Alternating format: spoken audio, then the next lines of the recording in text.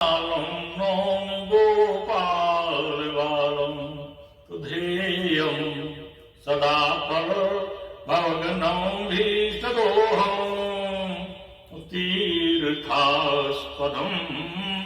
सुविरंचनुतम शरणम तुरत्यातिथ्यं प्रणतिपाल भवाजकोतम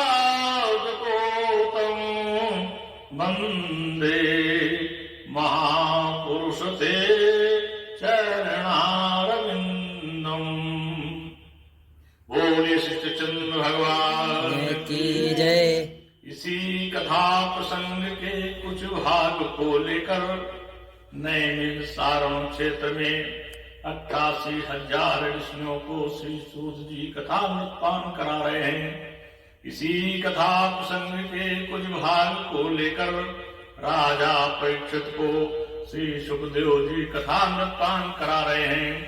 जहाँ पर सुंदर सुंदर बालों के लेहियादार बिछौने पड़े हुए हैं, एक और ब्रह्मर्षि, एक और राजर्षि नारद देवान सभी उपस्थित हैं।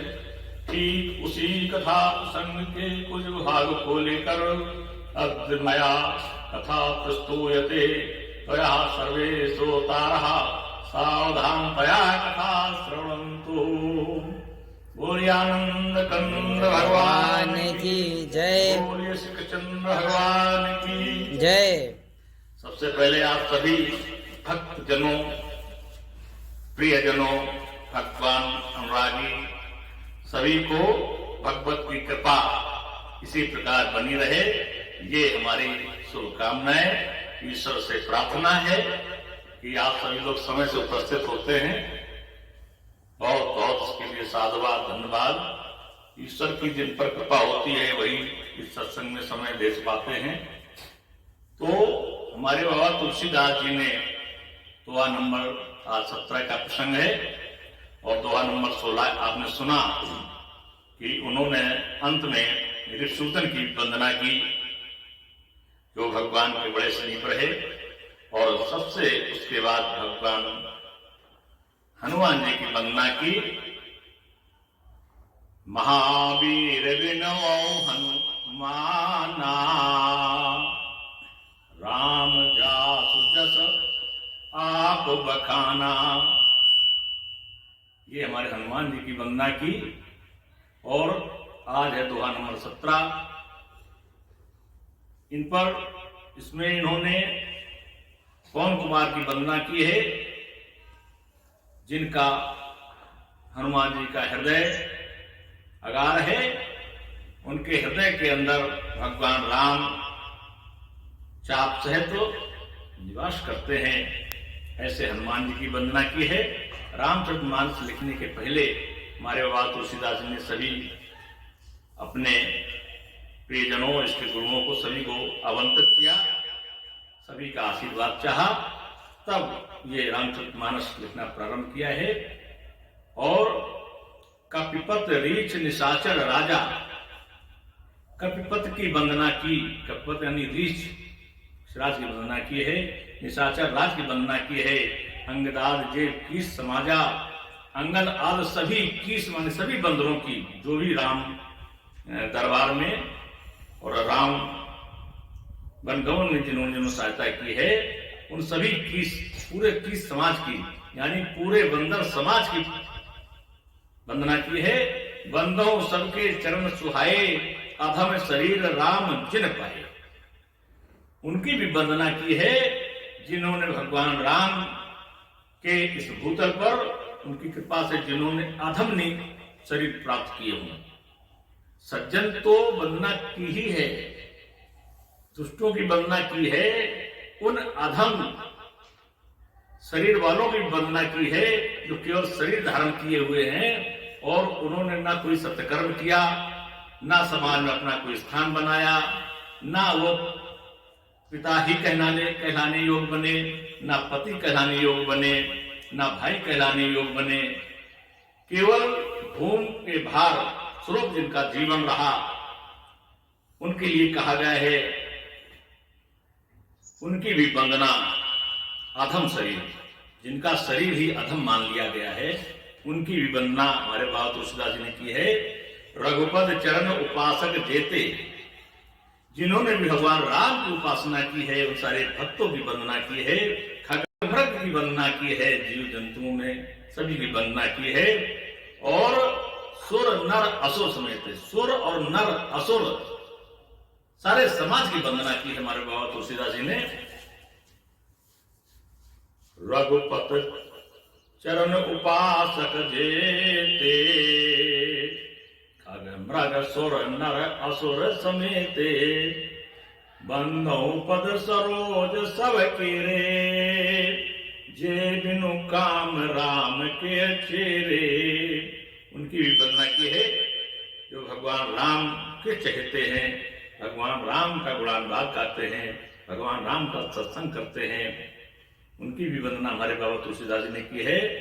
सुख सनकाद भगत मुनि नारदो, जे मुनिवर विज्ञान विशारद, जो विशारद हैं, मुनिवर श्रेष्ठ हैं, जो विज्ञान है, विज्ञान जिनसे बना है, वैज्ञानिक हैं, सुख सनकादिक हैं, उन सारे भक्तों की, मुनि की, नारद की, सबकी वंदना की है।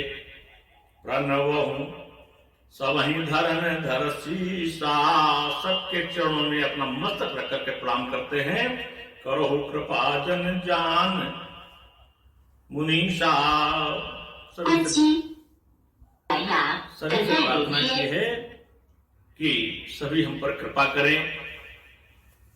जनक सुता जग जनन जानकी, जनक सुता की वंदना की है। जनक नंदिनी, जनक जानकी माँ के रूप में या सीता की वंदना की है, जिनका अतिशय प्रेम करुणा निधान की, जो भगवान राम के करुणा निधान का अतिशय प्रेम रखने वाली सीता माँ के रूप में उनकी वंदना की है। ताके जुग पद कमल मनाओ, जासु कृपा निर्मल मति पाओ। उन सबकी वंदना की है केवल इसलिए कि अगर सबकी कृपा हो जाए तो जासु कृपा निर्मल मत पाऊं, मैं ऐसा निर्मल मन प्राप्त कर लूं जो भगवान की गुणानुवाद गाने में कहीं कोई त्रुटि न रहे। निर्मल मन से भगवान का गुणानुवाद लिखूं, भगवान के चरित्र लिखूं, इसलिए सबकी वंदना करते हैं। कोई हमारे गुणानुवाद लिखने में व्यवधान ना आ जाए, सबसे आशीर्वाद लेते हैं, कोई कमी न रह जाए। भगवान राम की वंदना की है, उनके चरण बंधनों की वंदना की है, जो जिनके राजीव नयन हैं, धन धारण किए हुए हैं, जो हर समय हर भक्त को सुख प्रदान करते हैं, ऐसे भगवान राम की वंदना की है। पुण्य मन वचन कर्म रघुनायक, चरण कमल बंदो सब लायक। उन भगवान राम की वंदना की है जिनका मन और वचन कर्म जो कहते हैं वही करते हैं, वही मन कहता है, कर्म कहता है, करनी कथनी जिनकी एक है। ऐसे रघुनायक की मैंने वंदना करता हूं। चरण कमल बंदो सब लायक, जिस लायक हूं उन सभी प्रकार से मैं भगवान राम की वंदना करता हूं, जिनके राजीव नयन हैं, जो धन सायक धारण किए हुए हैं, जो हर समय भगत विभत भंजन सुखदायक, राजीव नयन धरे धनुषाय, भगत विपत भंजन सुखदायक, जो हर समय अपने भक्तों को सुख प्रदान करते हैं। ऐसे भगवान राम की वंदना की है हमारे बाबा तुलसीदास जी ने सब करते हुए ये दोहा नंबर 16-17 में वंदना की है, और भी आगे और वंदना करेंगे। दोहा नंबर 47 से प्रारंभ होगा रामचरितमानस लिखना। ये रामचरितमानस लिखने के पहले बालकांड में बाबा तुलसीदास जी ने सबकी वंदना की है। किसी प्रकार से कोई हमारे भगवान के चरित्र लिखने में कोई व्यवधान न बने, इसी पद्धति पे समाज के सारे कार्य, अपनी निजी कार्य इसी तरीके से समाज में लोग करते हैं ताकि कोई व्यवधान नहीं बनता है। क्योंकि पिछली बार बताया था, वहीं से प्रसंग का विराम हुआ था कि साथ हमारे कौन जाएगा, यहां क्या रह जाएगा, हमारे साथ कौन जाएगा, ये बहुत बड़ी बात है। इस पर शोध कर पाना, इसको समझ पाना लोगों का समय नहीं है, और समय का सदुपयोग करने के लिए समय चाहिए। मशीन बन करके कार्य करते रहना ये एक केवल कार्य प्रणाली है, मशीनरी। लेकिन सोच समझ के कोई कार्य करना, समुचित निर्णय लेना, ये जीवन जीने की कला है। भगवान की जिस पर कृपा होती है वो सब उनको प्राप्त होती है।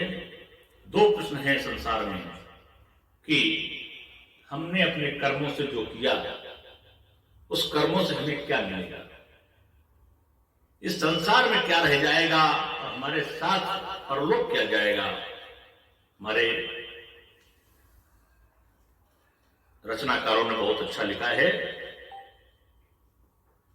कि एक दिन आएगा,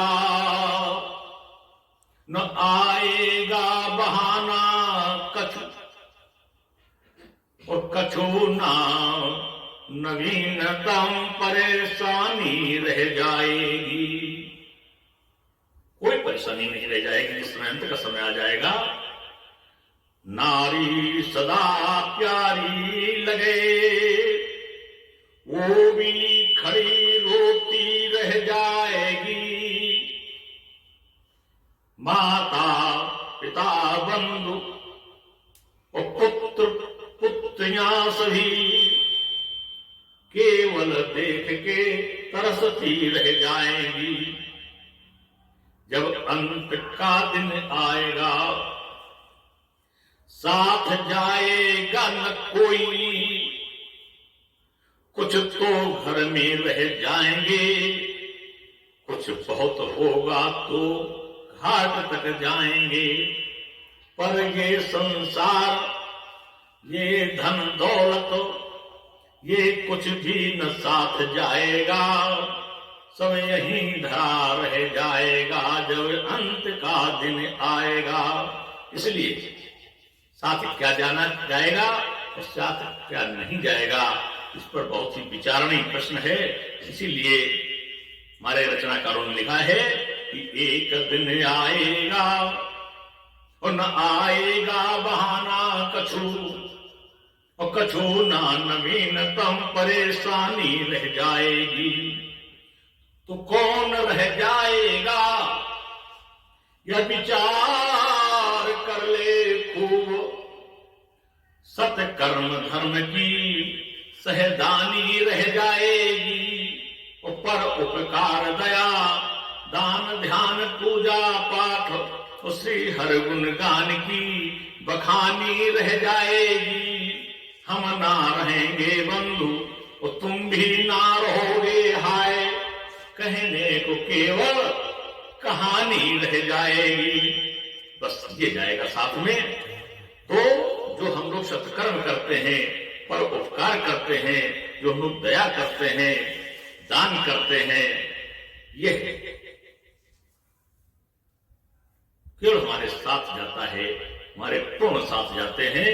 और समाज में इसी की कीर्ति, जो हम पूर्ण सत्कर्म करते हैं, इसकी कीर्ति इस संसार में रह जाती है। जाने के बाद लोग कभी कभी जब एकत्रित होते हैं, मन में विचार आता है, चर्चा होती है, किसी व्यक्ति का नाम आता है, तो उसके